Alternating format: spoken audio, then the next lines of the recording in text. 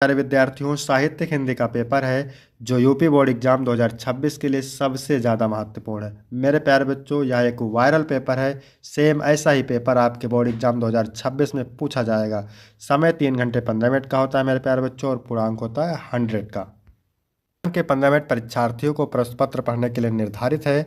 इस प्रश्न पत्र में 2 खंड हैं। दोनों खंडों के सभी प्रश्नों के उत्तर देना अनिवार्य है।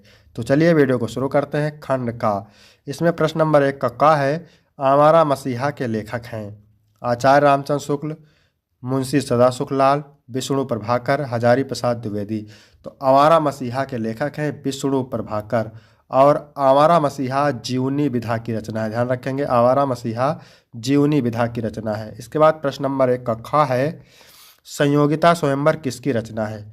राधा कृष्ण दास, लाला श्रीनिवास दास, बाल कृष्ण भट्ट, श्रीनिवास दास। संयोगिता स्वयंवर लाला श्रीनिवास दास की रचना है। दूसरा ऑप्शन करेक्ट हो जाएगा। यदि आपको इसका पीडीएफ चाहिए तो डिस्क्रिप्शन में टेलीग्राम की लिंक मिल जाएगी, वहां से टेलीग्राम ज्वाइन करेंगे, आपको पीडीएफ मिल जाएगा। प्रश्न नंबर 1 का गा है, इंदुमती कहानी के लेखक हैं वृंदावन लाल वर्मा, किशोरी लाल गोस्वामी, अज्ञेय, प्रेमचंद। तो इंदुमती हिंदी की प्रथम कहानी है, और किसकी है मेरे प्यारे बच्चों? किशोरी लाल गोस्वामी की। दूसरा ऑप्शन करेक्ट हो जाएगा।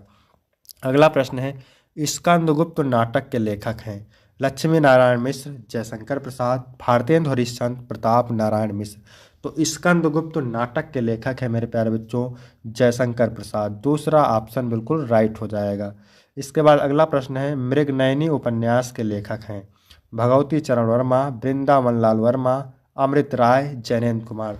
तो मृगनयनी उपन्यास के लेखक है वृंदावन लाल वर्मा। दूसरा ऑप्शन राइट हो जाएगा। इसके बाद प्रश्न नंबर 2 का है, हरी घास पर क्षण भर कृति निम्न में से किसकी है? भवानी प्रसाद मिश्र की, बालकृष्ण शर्मा नवीन की, अज्ञेय की, नागार्जुन की। तो हरी घास पर क्षण भर ये रचना है सच्चिदानंद हीरानंद वासेन अज्ञेय की। इसके बाद है आनंद कादम्बनी पत्रिका के संपादक महावीर प्रसाद द्विवेदी, भारतेंदु हरिश्चंद्र, ठीक है, रूप नारायण पांडे, बद्री नारायण चौधरी प्रेमघन। तो आनंद कादम्बनी पत्रिका के संपादक हैं बद्री नारायण चौधरी प्रेमघन। चौथा ऑप्शन बिल्कुल राइट हो जाएगा। इसके बाद में है अगला प्रश्न। अगला प्रश्न क्या है, निम्नलिखित में से प्रयोगवादी कवि हैं? महादेवी वर्मा, सुमित्रानंद पंत, अज्ञेय, डॉक्टर नगेंद्र। तो प्रयोगवादी कवि हैं अज्ञेय, सच्चिदानंद हीरानंद वासेन अज्ञेय। तीसरा ऑप्शन राइट हो जाएगा। ठीक है, सुमित्रानंदन पंत को प्राकृतिका सुकुमार कवि कहा जाता है। ध्यान रखेंगे, सुमित्रानंद पंत को प्राकृतिका सुकुमार कवि कहा जाता है, और महादेवी वर्मा को वेदना की प्रतिमूर्ति कहा जाता है, और आधुनिक युग की मीरा भी कहा जाता है। ध्यान रखेंगे, छायावाद के 4 स्तंभ। तो छायावाद के 4 स्तंभ हैं जयशंकर प्रसाद, महादेवी वर्मा, सूर्यकांत त्रिपाठी निराला, और सुमित्रानंदन पंत। इसके बाद छायावाद काल का काल निर्धारण कीजिए। सन 1922 ईस्वी, 1938 से 1943, 1919 से 1938, 1943 से अब तक। तो छायावाद की जो समय सीमा है 1919 से 1938 ईस्वी तक है। तीसरा ऑप्शन मेरे प्यारे बच्चों राइट हो जाएगा।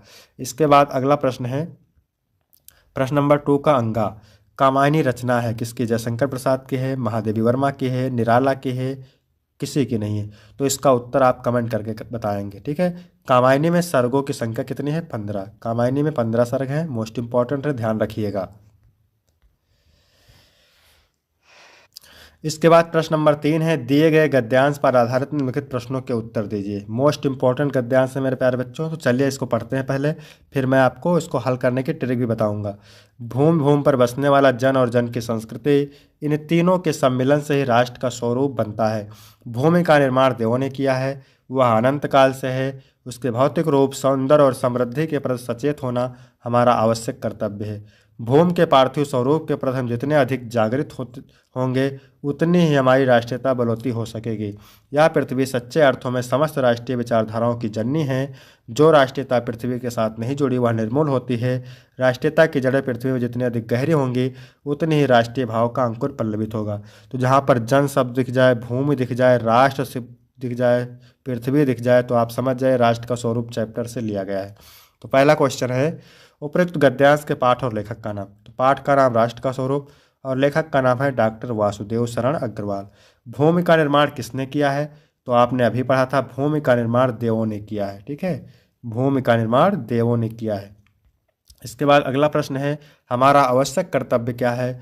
हमारा आवश्यक कर्तव्य भूमि के भौतिक स्वरूप, सौंदर्य और समृद्धि के प्रति सचेत रहना है। फिर है पार्थिव निर्मूल शब्दों का अर्थ। पार्थिव का मतलब होता है भौतिक या धरती से संबंधित, निर्मूल का अर्थ होता है जड़ से रहित या बिना आधार के। इसके बाद रेखांकित अंश की व्याख्या। तो व्याख्या किसके करना है? जिसकी रेखा खींची हुई है।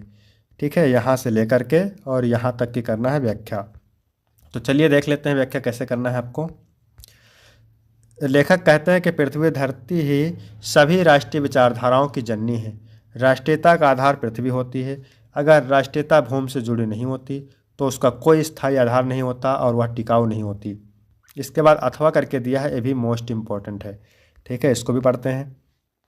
भाषा की साधारण इकाई शब्द है। शब्द के अभाव में भाषा का अस्तित्व ही दुरूह है। यदि भाषा में विकासशीलता शुरू होती है तो शब्दों के स्तर पर ही दैनंदिन सामाजिक व्यवहारों में हम कई ऐसे नवीन शब्दों का इस्तेमाल करते हैं जो अंग्रेजी, फारसी, अरबी, विदेशी भाषाओं से उधार लिए गए हैं। वैसे ही नए शब्दों का गठन भी अनजाने में अनायास ही होता है। ये शब्द अर्थात उन विदेशी भाषाओं से सीधे अपकृत ढंग से उधार लिए गए शब्द भले ही काम चलाऊ माध्यम से प्रयुक्त हों, साहित्यिक दायरे में कदापि ग्रहणीय नहीं। यदि ग्रहण करना पड़े तो उन्हें भाषा की मूल प्रकृति के अनुरूप साहित्यिक शुद्धता प्रदान करना पड़ता है। तो यहाँ पर देख लीजिए एक चीज़, भाषा शब्द दिख जाए और भाषा की बात हो तो आप समझ जाइए कि ये भाषा और आधुनिकता चैप्टर से लिया गया है और इसके लेखक हैं प्रोफेसर जी सुंदर रेड्डी। इसके बाद दूसरा क्वेश्चन है, भाषा में विकसनशीलता किस स्तर पर शुरू होती है? तो भाषा में विकसनशीलता शब्दों के स्तर पर शुरू होती है। इसके बाद अगला प्रश्न है, नए शब्दों का गठन कैसे होता है? नए शब्दों का गठन अनजाने में और अनायास होता है, जिसमें हम कई विदेशी भाषाओं से उधार लिए गए शब्दों का भी इस्तेमाल करते हैं। अविकृत और ग्रहणीय शब्दों का अर्थ। अविकृत का मतलब होता है बिना किसी परिवर्तन या विकृत के, और ग्रहणीय का मतलब स्वीकार या स्वीकार करने योग्य। इसके बाद अगला प्रश्न है, रेखांकित अंश की व्याख्या। ठीक है, तो व्याख्या किसकी करना है? भाषा की साधारण इकाई शब्द है। शब्द के अभाव में भाषा का अस्तित्व ही दुरूह है। इसकी करना है व्याख्या। तो चलिए कर लेते हैं व्याख्या। लेखक कहते हैं कि भाषा में नए शब्दों का विकास आवश्यक है, लेकिन ये शब्द केवल उधार के नहीं होने चाहिए। उधार के शब्दों को साहित्यिक दायरे में प्रयोग करने के लिए उन्हें भाषा की मूल प्रकृति के अनुसार शुद्ध किया जाना चाहिए। इसके लिए प्रयास और मेहनत की आवश्यकता है। इसके बाद है प्रश्न नंबर 4। दिए गए पद्यांश पर आधारित निम्नलिखित प्रश्नों के उत्तर दीजिए। मोस्ट इंपॉर्टेंट है, चलिए इसको भी पढ़ लेते हैं। बैठी थी अचल तथाप असंख्य तरंगा। केकेयी अचल यानी स्थिर बैठी थी, लेकिन उसके मन में प्रश्नों के असंख्य तरंगे उठ रही थी। जो केकेयी कभी सिंघनी की भांति हाहाकार मचा देती थी, आज वो गौमुखी गंगा के समान शांत बैठी है। कैकेयी कहती है कि हाँ, मैंने भरत को जन्म देकर भी नहीं समझ पाई।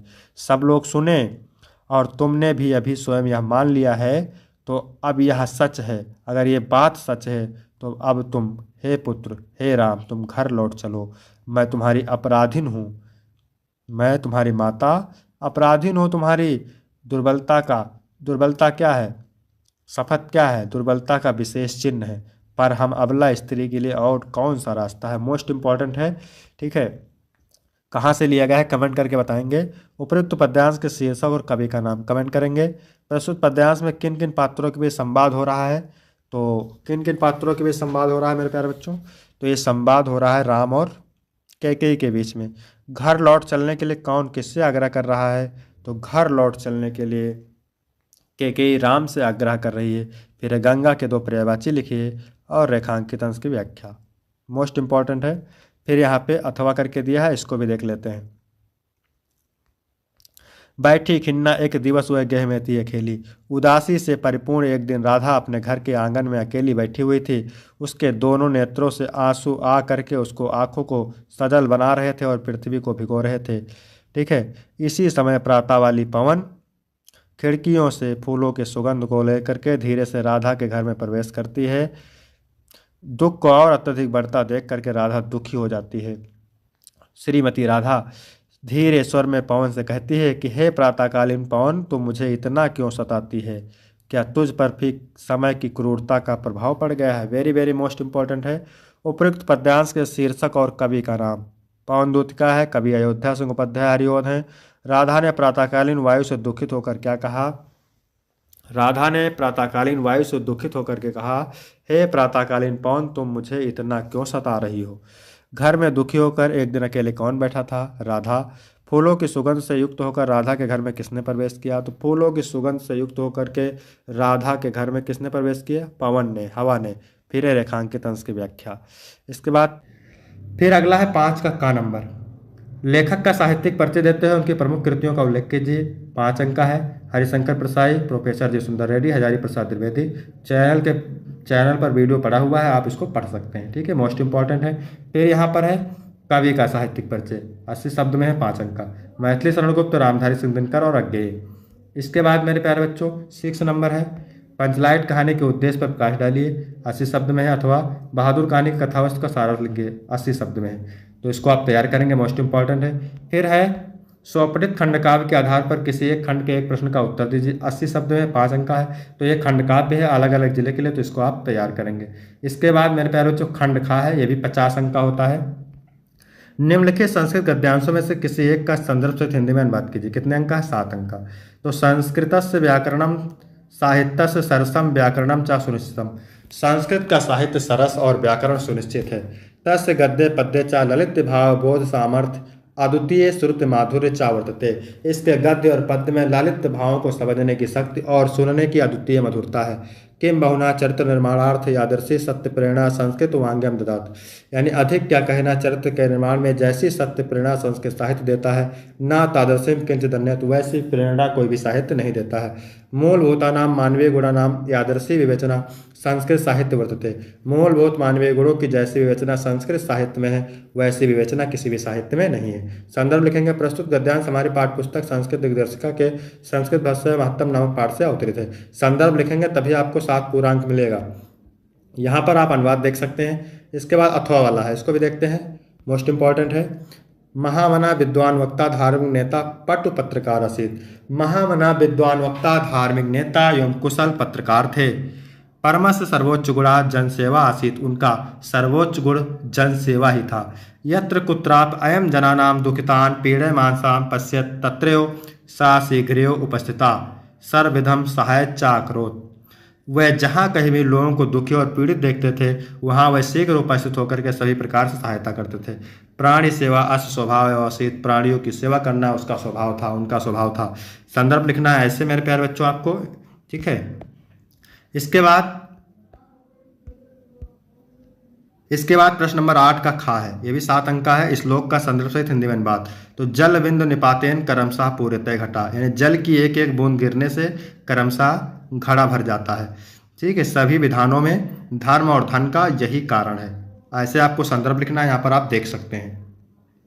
इसके बाद अथवाला दिया है, तुम्हारा उल्लू का राज्याभिषेक मुझे अच्छा नहीं लगता। इस क्रोधहीन का मुख देखो, क्रोध करने पर कैसा होगा।